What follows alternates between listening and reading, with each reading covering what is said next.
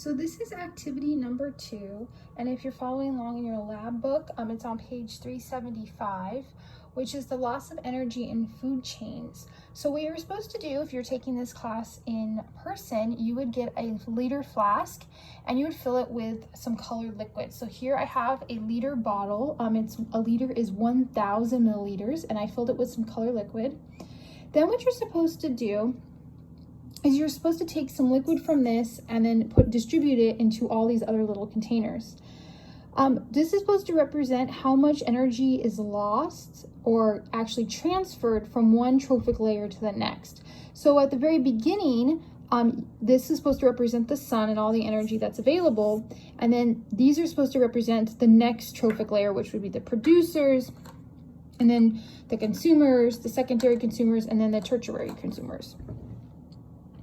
So first what we're going to do is we're going to take the 1 liter flask and we are going to measure out, like the thing says, 100 milliliters of liquid.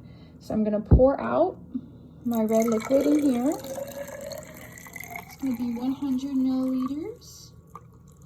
And then I'm going to take this and I'm going to pour this into this little container here.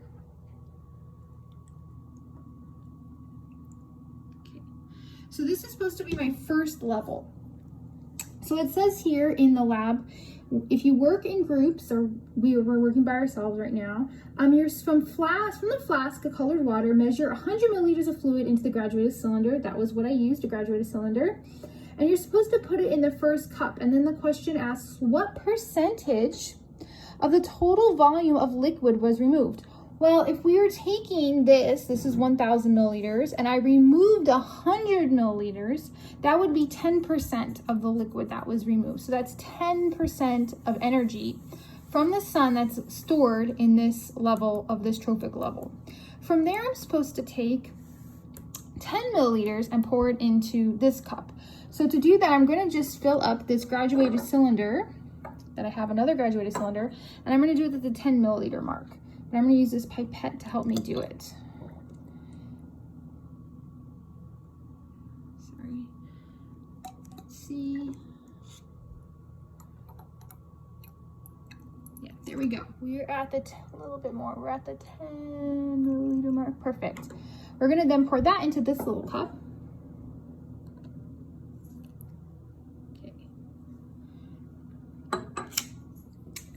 Then it asks, from cup 1, remove 10 milliliters of fluid with a 10 milliliter pipette, which I did, and place it in cup number 2. What percentage of the total volume of liquid was removed? Well, I took 10 mils from this. This is our total volume. So I actually took 10 mils out of 1,000 milliliters. That would be 1% if you did the math.